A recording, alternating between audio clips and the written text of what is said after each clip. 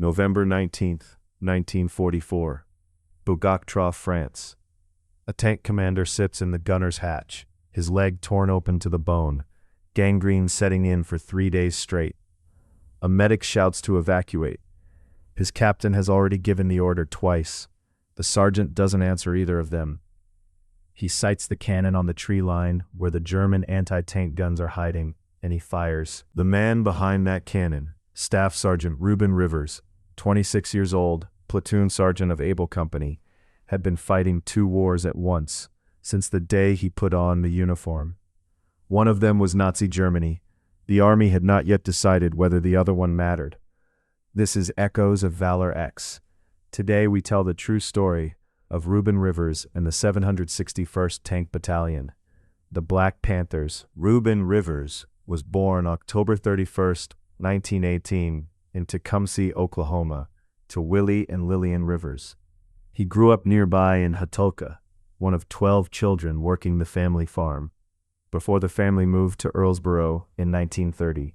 After high school, he worked the railroad for a time. He was half Cherokee, 6 feet 2 inches tall, and joined the Army on January 16, 1944. 2 of his brothers also enlisted.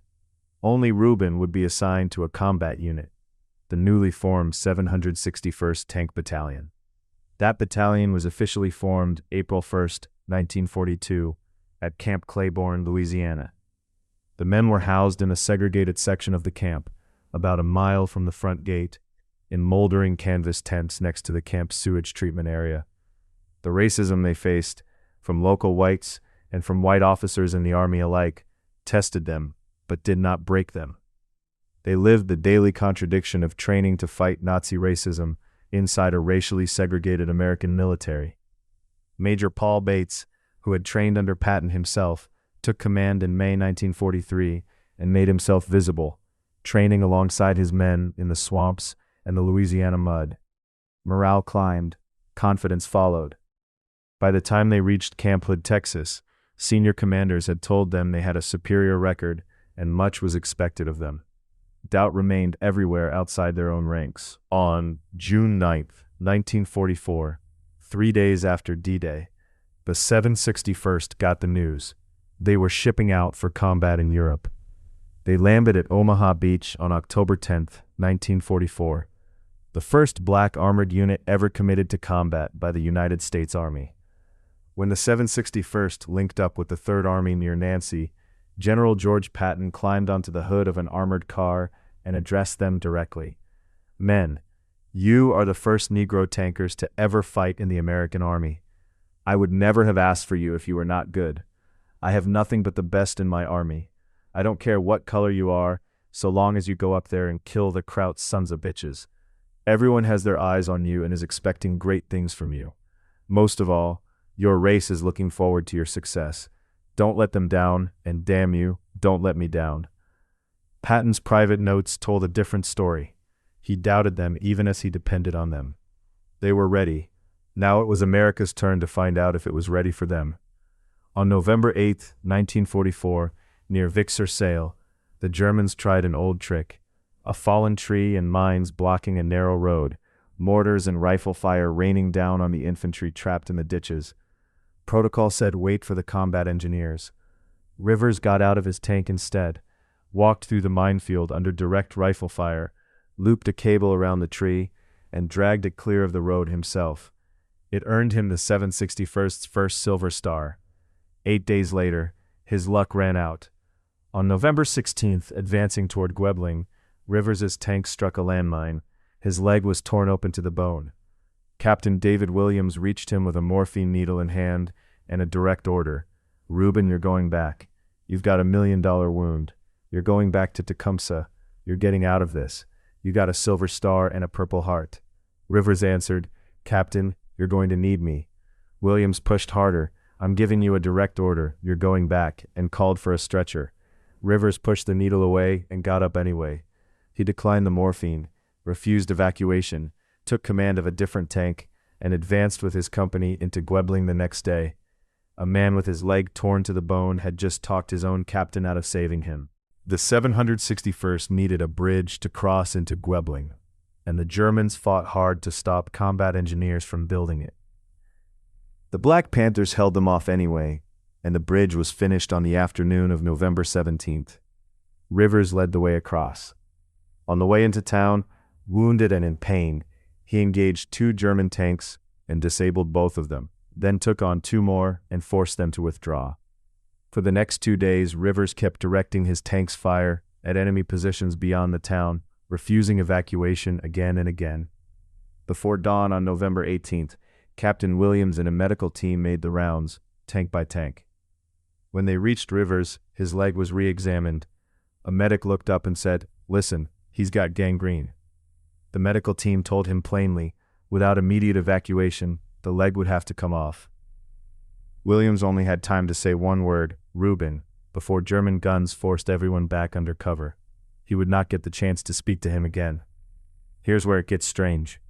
At dawn on November 19th, the 761st was ordered to hold the line at Gwebling until reinforcements arrived.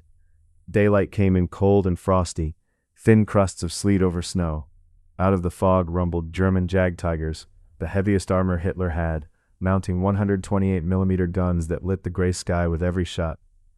2 Black Panther tanks were knocked out in the opening minutes. Captain Williams ordered every remaining tank to pull back and take cover. A sergeant with a leg the medics had already said couldn't be saved had a different plan. Rivers had spotted the German anti-tank positions himself. Over the radio, calm as a man reporting the weather, he said, "I see him. We'll fight him." Joined by 1 other tank, he opened fire on the German guns, fully exposed, covering the rest of Company A as they withdraw. The Germans answered with 2 direct hits of high-explosive shell. Ruben Rivers was killed instantly. The rest of his crew were wounded but survived, because his tank had drawn the fire meant for theirs. Captain Williams recommended him for the Medal of Honor the very next day, and would spend the next 20 years fighting the Army bureaucracy to see it awarded. He already suspected what he was up against. Of the 433 Medals of Honor awarded to World War II servicemen, not one went to a Black American, though more than 1 million had served. This is the injustice underneath the heroism. A man who talked his own captain out of saving his life, who fought 2 extra days on a leg the medics had already written off, who drew enemy fire onto himself to save his crew, and the country he died for filed his recommendation away and said nothing for half a century. In the early 1990s, the Army finally commissioned Shaw University to study whether race had factored into who received the Medal of Honor in World War II.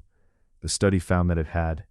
Congress passed special legislation in October 1996, since the normal statutory deadline for the award had long since expired.